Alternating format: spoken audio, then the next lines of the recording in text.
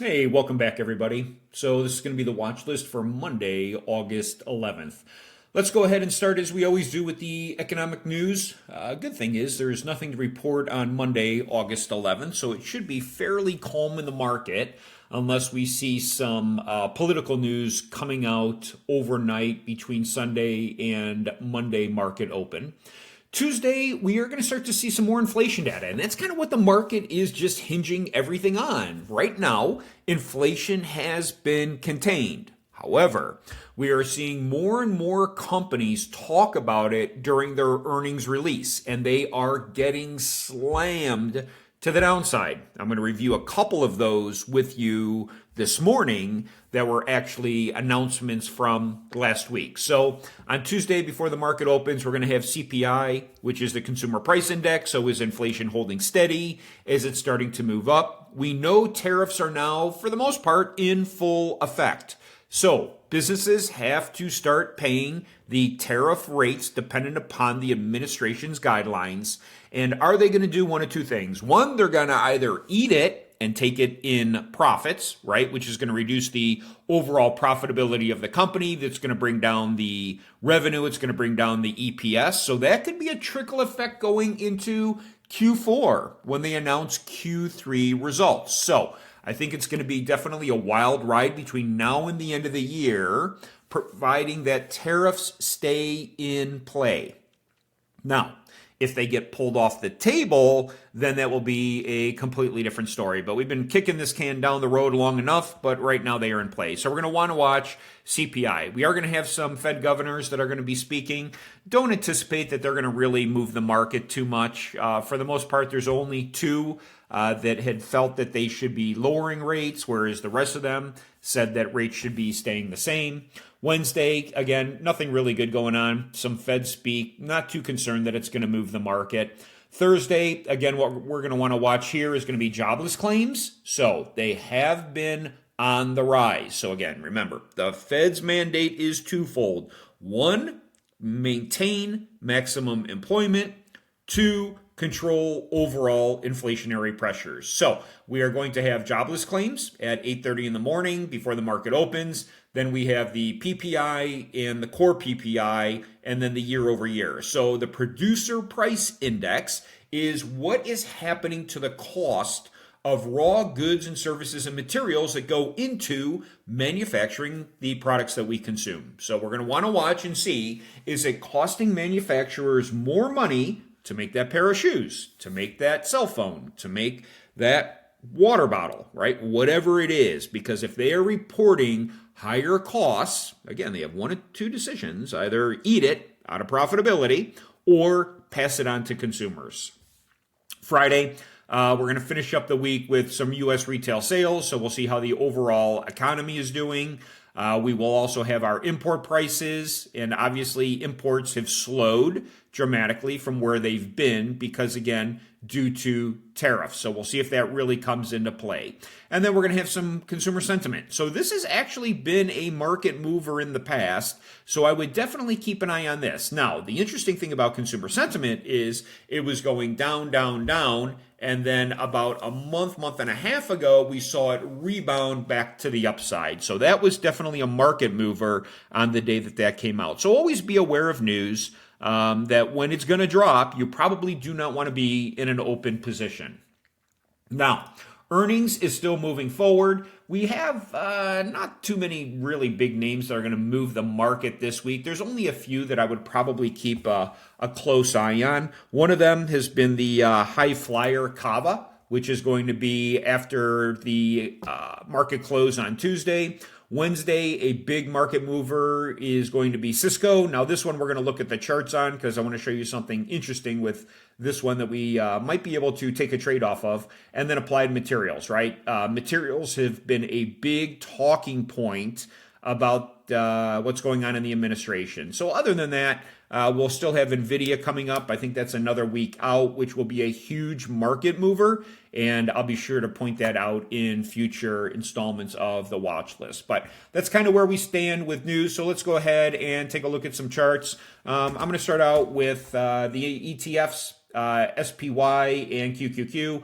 we are almost back to new all-time highs, right? I mean, we are pushing back where we were here before we had a little bit of a reprieve back here in July 31st, right? And then we got some, again, weakening data, jobs number scare, and we move down, and then they turn around and they buy the thing right back up. So we are back to approaching the same levels we were at before, going long above 638.67 seems to be prudent, right? So looking at this on a lower time frame, higher time frame. Now, mind you, the market gets more jittery up here, and that's why you'll have these huge market sell-offs, right? Nobody wants to be left holding the bag at all-time market highs. So when you're trading up here, if you're going to trade the ETFs, you have to do it with Confluence.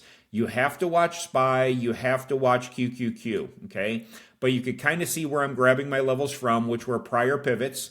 You can also go ahead and we can add one here where you're going to note what is happening at this candle wick high is also where this body is just about rejecting, okay? So these are going to be the levels I think that I would pay attention to. I don't know where in the heck that one came from. Probably from this candle wick that did not transition over. So we had a bounce here, and then we had a reject here. I actually like this a little bit higher. I'm going to stay kind of right in here where I have a body hold, a wick reject. Okay, so right around 639. Now, these are very, very tight. Okay, so what you really want to get back above is 639.33 to go long. And then ideally, these would be your pivots, right? So watch your pivots at the top of the candle wicks. So we'll leave that there and we'll just kind of watch how this one plays out. Let's take a look at QQQ. So we have had a lot of relative strength here. This has actually been leading compared to SPY, but look at what's happening. Again, we had a new all-time high in the pre-market back here on July 31st before the market sold off. So we had that rotation to the downside. Wow, this one I don't want to really go long unless we get a pullback, right? I do not want to be chasing this up into 577. I would rather just sit here and see if we potentially get a reject. I'm going to throw an interim level on right here at 576, okay? And we'll watch and see what the futures does with this on a go-forward basis. But again, no need to trade up here if you don't want to. Just go trade some of the individual names. So let's talk about the elephant in the room. I mean, talk about a ripper. This is one of my biggest fumbles in years where I had $36 calls on Apple, got out of them at 38 on Friday, okay, because of this drawdown, and they literally went to $470. I mean, it was a 10x, 12x trade, but not going to cry over spilt milk. But what I am going to watch is this price level up here at 230. Now, I'm definitely not going to fight momentum. So any of you who tried to short Apple this week probably got your butt handed to you, right? It started on Wednesday with the White House, Tim Cook talking. Then it gapped up overnight. It kind of traded, consolidated, and then took another huge run on Friday to the upside. Now, this thing still has a lot of momentum and a lot of room going higher. So I don't want to be just thinking puts, right? Because let's go out and zoom out on a higher time frame. And let's look left. But look what's happened here when they get to 230. They push it up to 240, okay? They get back down here again to 230. They push it all the way up to 250. So this is a very strong area that once we've demonstrated that we can hold this, it can move up 10 points, right? But once they lose it, then that's where it was flushing, using it as resistance, and then it was just stair-stepping down and consolidating.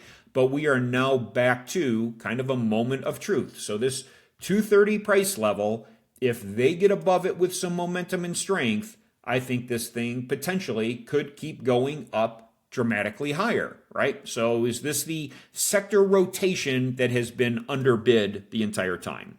Let's take a look at the other big dogs. Microsoft, great pop off of earnings, and then a precipitous sell down, right? They didn't hold this thing for very long. So let me zoom out. I'm going to go to a daily time frame where you can see what happened here. Here we had earnings, okay, back here on the end of July. I mean, really great acceleration to the upside. And then they turned around every day since and sold into it. So this is your overall response from your earnings, right? And then they literally drop it down, push up, come down. Okay, so we have this reject level of 539. I would expect that we should start to see some bidders back here at the 223 level, or people at 523 or 513, 518, right? Somewhere in this range, who wanted to go long here to catch this move, and they didn't get an opportunity to do so. So now, will they get that second chance that they missed first time around? I do like calls if we could get above 522.65 and hold, although note we have a lot of sellers here, so that could create some chop. But if for whatever reason you get above 539, we're definitely heading back up to 561. So I do like this from the long side. Don't necessarily like puts. We're going to kind of struggle in here, though, right? You can see this. Sellers, sellers, sellers, sellers, sellers, a lot of sellers. If we break below 518, then definitely down to 513. So kind of keep an eye on this one. Mark your price levels.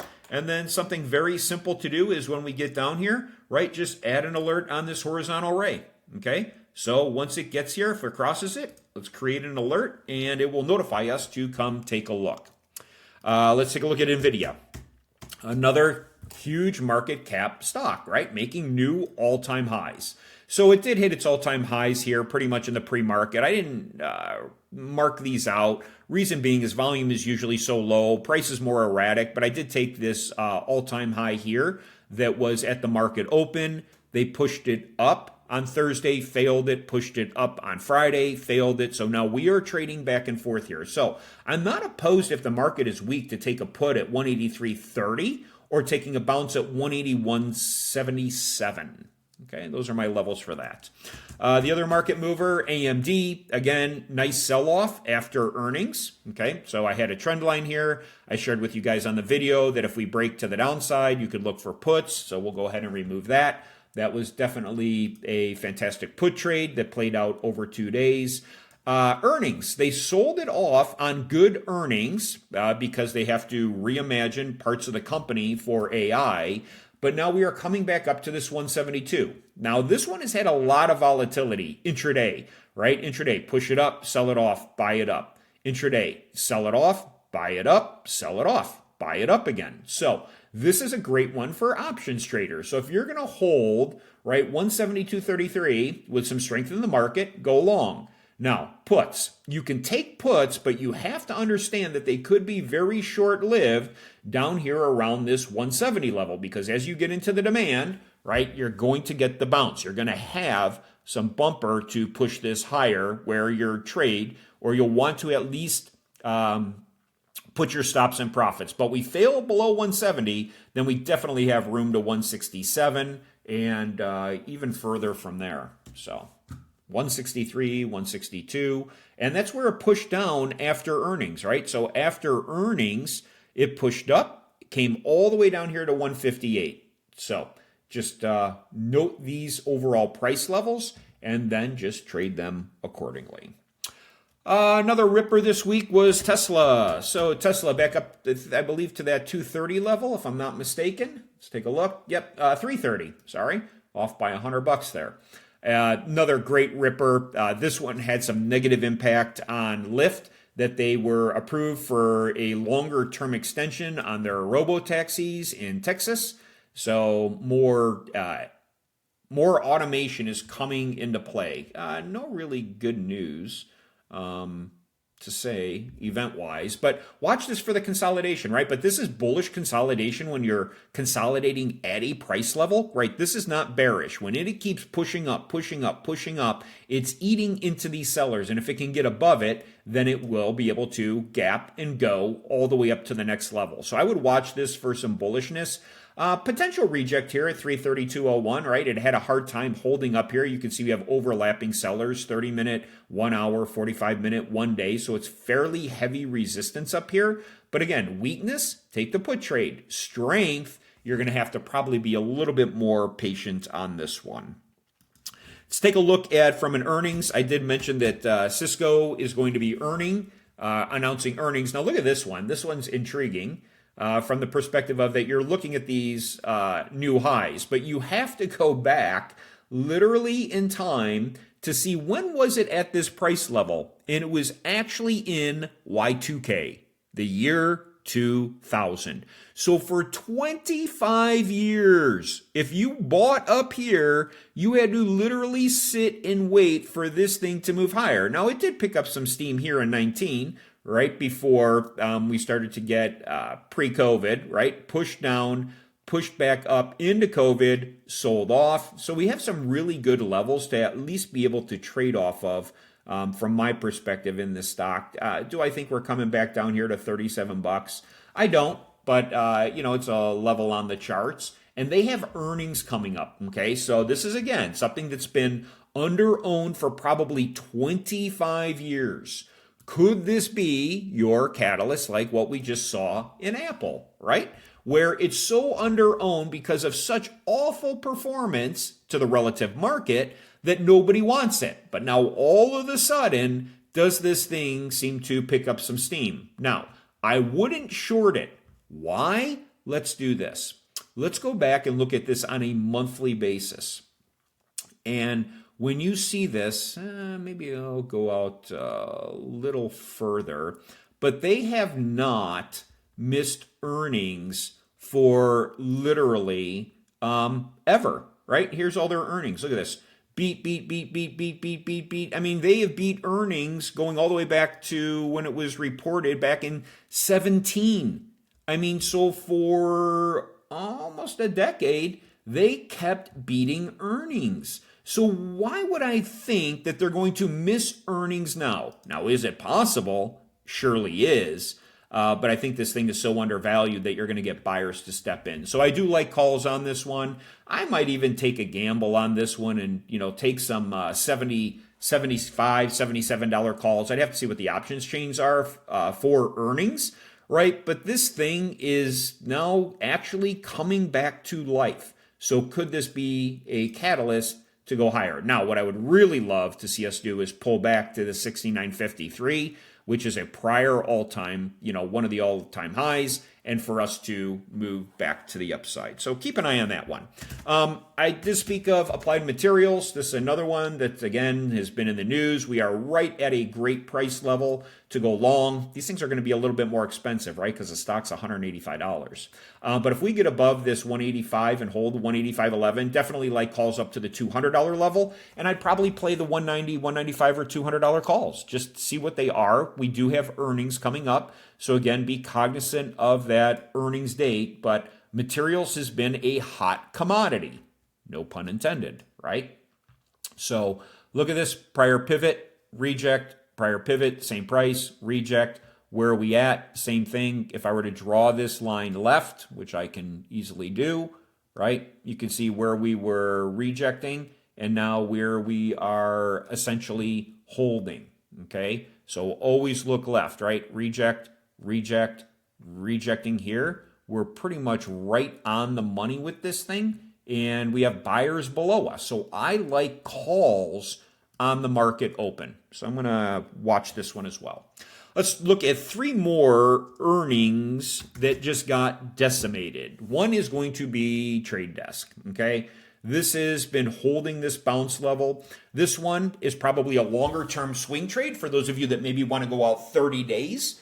So look at 30, 60, 90 days out and look at options premiums. And you don't have to go that far out of the money, right? Just maybe come up here to the $60 calls or the 55, 56, 58, just somewhere in this range. Like look in this area to say, do premiums look attractive for me to go higher? Now, this is not a gap fill, but I'm just showing you the range that I would be looking at options to say, could this make sense? Now, I would at least target the $56 call. Why 56? Because that's where we were able to get up on Friday and somewhat hold, right in this area here before they sold off the market right into the close. And then where do they sell it off to?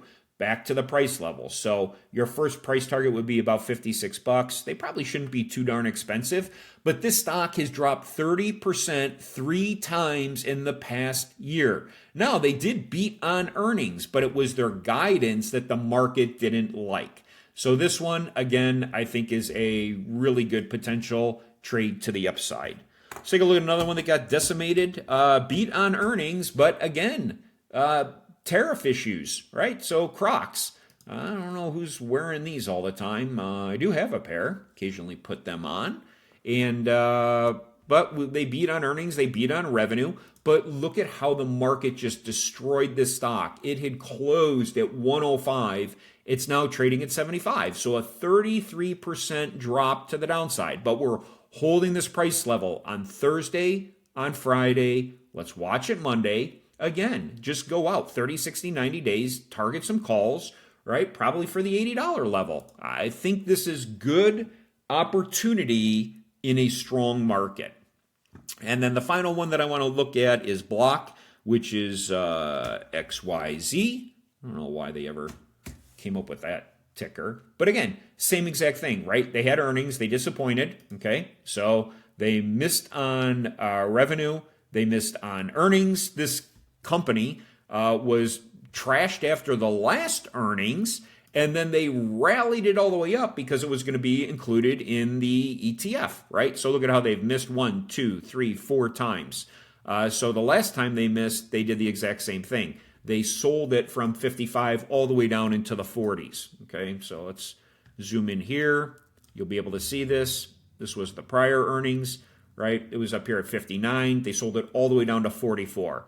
Again, don't catch a falling knife. It didn't get down to 38, but once it recovered 55, and then they got news it was being included in the ETF, right? Then what happened?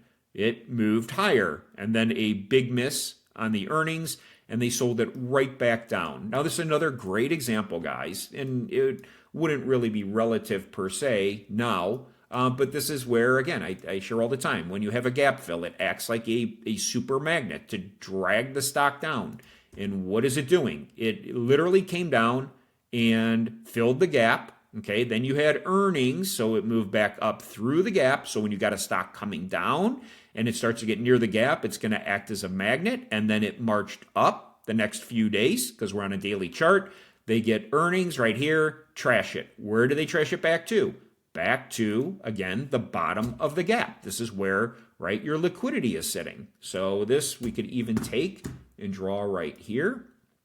And we'll just use this candle wick high, which is would have been the top of the old gap. Now let's zoom in and look at this on a 5-minute time frame, and let's see what it looks like. Is it holding? Miraculously stops right at the bottom of the gap. Okay, and that's how you do technical analysis. So other than that, I don't have anything else. Just again, markets trading at all-time highs. Position appropriately, right? Don't get greedy. Be super patient. Even I have to learn that, right? Of my Apple trade, it was a great example where $1,000 investment would have turned into 12 grand by the end of the day. But this is why we journal in TradeZilla. This is why we learn how to read the market and then to maintain really good risk management. I took the trade off because I was managing risk. I was willing to manage risk versus gamble for profits. So therefore, I have another day to trade. With that, everybody, if you're interested, the enrollment is open for the September masterclass. It is the last one that I am teaching of the year. So if you really want to learn all of this from a technical level perspective, you want to take this seriously and run it as a business, and you have not taken the class, jump into it. And then for those of you that have taken the class, if you have any referrals, hit me up, let me know, and I want to make sure that you get the referral paid to you because you are due those monies. And more importantly, I do this to educate, to give people an opportunity to really see that when something is done correctly, that the earning potential is endless. So with that, everybody, have a phenomenal Sunday, and I will see you all at the market open Monday morning. With that, take care. I appreciate you.